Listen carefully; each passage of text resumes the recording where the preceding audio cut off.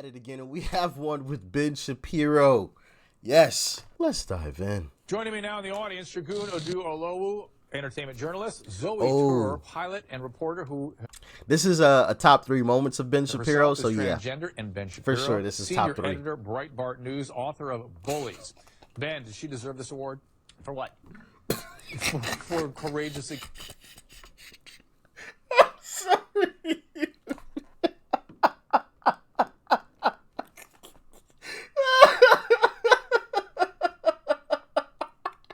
Oh man, the way he just instantly, for what? I'm sorry, I gotta repeat that one. I gotta run that back. I'm sorry, I have to. Herself is transgender, and Ben Shapiro, senior editor, Breitbart News, author of Bullies. Ben, did she deserve this award? For what?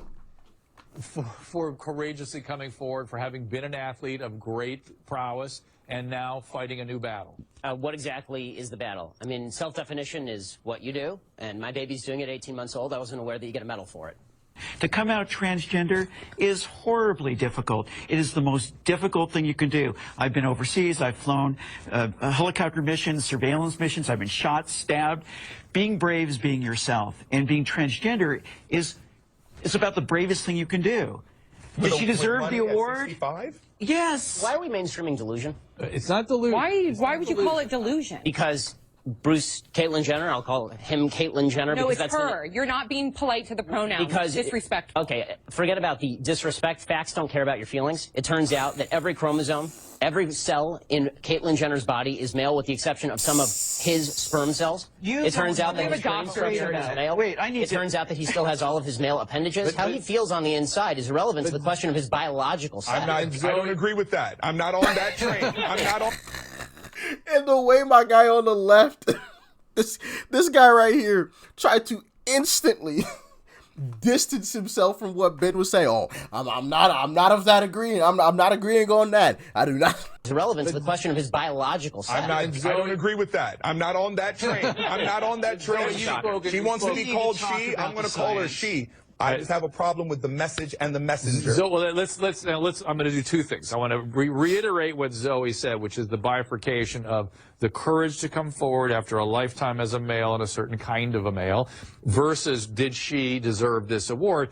Listen, awards. What are award ceremonies except an opportunity to catch some eyes? Especially the ESPN. So, yeah, it's like ESPN. Well done, ABC. Yeah. They did exactly what their job was: attract eyes. They did it. That's what award ceremonies are for. But in terms of the science behind gender dysphoria, you're very familiar with that, Zoe. Very familiar. It's not about the chromosome. Excuse me, the chromosomes within our both know nuclei. Yeah, go ahead. Chromosomes don't necessarily mean you're male or female. Gender. With gender identity. Go ahead. No, so especially, but even so, you have a thing like Klinefelter's syndrome. So you don't know what you're talking about. You're not educated on genetics. Would you like to discuss the genetics? No. What are your genetics? So let's stay away from the genetics and back to the... Here comes the part. Here it goes. The most famous section of this video is right here. Discuss the genetics? What are your genetics? So let's stay away from the genetics and back to the brain scans. You cut that out now, or you'll go home in an ambulance. Yeah, that seems mildly inappropriate for a political discussion. No, I know. Well, but wait. To be fair, but to be fair, you're actually being rude. And that's not fair. I'm sorry, it's not rude to say that someone who's biologically a male is a male. Someone who's biologically male is a male. But Mr. Shapiro, you knew very well that saying that to Zoe would be egregiously insulting. It's not a matter of insulting or inflammatory. It is. No, well, you are a male. Sure. I agree with Ben. Words are just words. When you go to physically putting your hands on someone, then you've escalated it to another place. So what this entire panel is basically saying, anytime somebody says something that is offensive to you, you can retaliate physically. Physically, you can go back at them. And I think that is where we will run into a whole lot of problems. Because, yeah, sure, you have a guy like Ben Shapiro, who's pretty innocent in terms of physically. I don't see Ben Shapiro as somebody who may fight back or, even is interested in fighting back. But there are a lot of people that will. There are a lot of people who would have taken Zoe up on that offer. Just stood up right there. All right, let's fight. And it would have been that entire panel's fault because they accepted that type of behavior. They encouraged that type of behavior instead of saying, hey, Zoe, yeah, we don't agree with what he's saying, but you shouldn't put your hands on folks. All right. We don't like what he said, but don't put your hands on him and don't threaten him like that. That is unacceptable. Instead of saying that, they disagree with Ben and basically told Zoe, yeah, that's okay. You got an excuse. He said something that, you know, was mildly offensive and you didn't like it, so it's totally fine. That is a horrible thing to tell people. That is going to create so many issues and problems you wouldn't believe it. But these guys and gals are like, what did that gentleman say at the rally? He said, the light's on, but nobody's home. That's his entire panel. The light's on, but nobody's home, saying stuff like that. Egregiously insulting. It's not a matter of insulting or inflammatory. It is. No, sir, you're right. On paper, what is a fact is a fact, and I can't deny that. But you knew that going in that to saying that to Zoe would be aggressively insulting. It's a matter of aggressively insulting. It is. The entire So he agreed and tried to back out of the agreement. discussion is whether we are embracing mental illness and delusion as a society. That's the entire discussion. No. But that Ben Shapiro is editor-at-large at Breitbart.com and the author of Bullies, How the Left's Culture of Fear and Intimidation Silences Americans. So why am I off the rails, Mr. Shapiro? You know, honestly, Piers, you've kind of been a bully on this issue because what you do, and I've seen it repeatedly on your show, I watch your show, and I've seen it repeatedly, what you tend to do is you tend to demonize people who differ from you politically by standing on the graves of the children of Sandy Hook, saying they don't seem to care enough about the dead kids. If they cared more about the dead kids, they would agree with you on policy. I think we can have a rational political conversation about balancing rights and risks and rewards of all of these different policies, but I don't think that what we need to do is demonize people on the other side as being unfeeling about what happened in Sandy Hook. How dare you accuse Ben Shapiro is 100% correct, and we seen it recently with the Uvalde situation, which that situation is wild. The more and more evidence that comes out of that, I thought about making a video on some of the stuff that I've seen. Let me know if you guys are interested in that. But we've seen that with that situation. Anybody who disagreed with some of these politicians coming out and saying, oh yeah, we need to take away this and take away that, we need to restrict this and do that. Anybody who disagreed, oh well, you don't care. These guys, they're scumbags and whatever else, and they're terrible people, and we've watched that. So Ben Shapiro is 100% correct. This is a tactic that has been used over and over again. Is demonize people on the other side as being unfeeling about what happened in Sandy Hook. How dare you accuse me of standing on the graves of the children that died there? How dare you? I've seen you do it repeatedly, Piers. Like I say, how dare you? I mean, you can keep saying that, but you've done it repeatedly. What you do, and I've seen you do it on the program, is you keep saying to folks that if they disagree with you politically, then somehow this is a violation of what happened in Sandy Hook. And you have yet, I'd really like to hear your policy prescriptions for what we should do about guns. Because you say that you respect the Second Amendment, and, you know, I brought this here for you so that you can read it. It's the Constitution.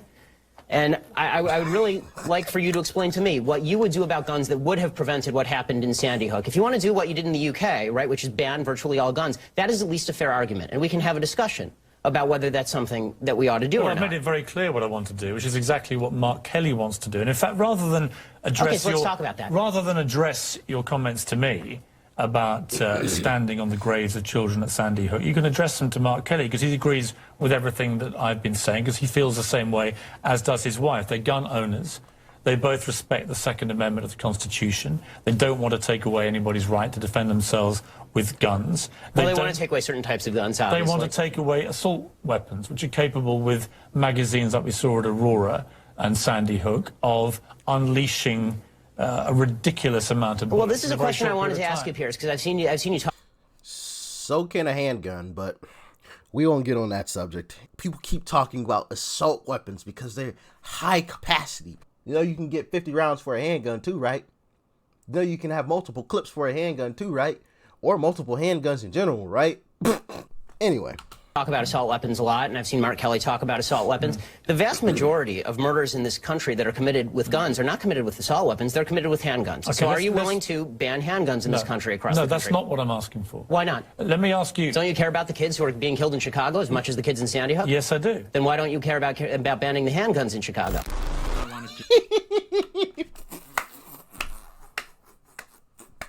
When the facts come out, say it with me, y'all. Say it with me. When the facts come out, they run. Ben Shapiro started hitting him with facts and he couldn't answer it. Don't you care about the kids in Chicago that are hit with these projectiles from handguns? Don't you care about them? Don't you care about them too? And if anything, if we're just being completely honest, if we're going to ban something, which I don't want to ban anything, first off, but if we are, it would make more sense to ban handguns than assault rifles, because a handgun is easier to conceal. An assault rifle ain't so easy. I mean, you could see an assault rifle from a mile away. I mean, that's pretty hard to kind of tuck away, into your clothes. I mean, can you? Yeah, sure. If wearing the right clothes, or if you have the right, assault rifle. But a handgun is a lot easier to conceal. It's a lot easier to hide that thing, and nobody knows that you have it until it's too late. At least an assault rifle, a person has something. You know what I mean? But that's just my humble opinion. Y'all can let me know in the comment section what y'all think, if that makes sense. I mean, like I said, I don't want to ban any weapon. I agree with the Second Amendment. Shall not be infringed. But y'all talk to me in the comment section, please. Share with you. According to Pew Research, the net worth of white families in 2013 was $141,000. For black families, it was $11,000, even less than the $19,000 it was in 2007. According to economist Edward Wolf of the University of New York, excluding vehicles and other durables, the median black family worth is just $1,700, while 40% of black families have zero or negative wealth. White family worth, in terms of financial worth, is 69 times more than that of black families. Given this disparity, how can you argue that racism is not a driving factor in income inequality? Because it has nothing to do with race and everything to do with culture. And when you have a culture that doesn't... You know what? Explain to me. You explain to me why black kids aren't graduating high school. Explain that one to me. Explain to me why black kids are shooting each other in rates significantly higher than whites are shooting each other. Explain to me why 13% of the population is responsible for 50% of the murder. Explain to me why the number of black kids in prison, not for innocent reasons, not for walking down the street and getting pulled into a prison, is so high. Explain, if it has nothing to do with culture, explain to me why the single motherhood rate in the black community jumped from 20% to 70% in the same course of time that the civil rights movement has made such tremendous strides. Is America more racist now than it was in 1960? And if it is, please explain to me how that happened. Mic drop. And you saw the two individuals to the right of Ben Shapiro, I guess to our left, who initially, these two folks here, who initially had, like a roll your eyes type of reaction to what he said. But then once he got into the facts, you saw their whole facial expression change. Like, oh, he's right. But I can't say that he's right, though. Of course not. I can't admit that he's right. You even saw the guy that was next to him eventually kind of turn towards him, to intently listen to what he was saying, which I respect. It wasn't like an immediate, yelling back and forth in that moment. Hey, you can't refute the facts. You could try all day long, but you're just going to look foolish when you start trying to refute the facts. And Ben Shapiro, like him or not, his delivery may be a little harsh. All right, cool, whatever. I get it. But he comes with the facts, baby. His delivery may be a little rough, but what he's actually delivering is a heavy dose of truth. And you're going to have to take all of it, like it or not, okay? Man, lesson of the day. Don't mess with Ben Shapiro. Do not debate Ben. You will lose 7 days of the week and twice on Sunday. I promise you. Or even a guy like Larry Elder, who comes with the facts too. Shout out to Larry Elder. Because he always comes with it. I don't know how he's able to keep that many facts in his head.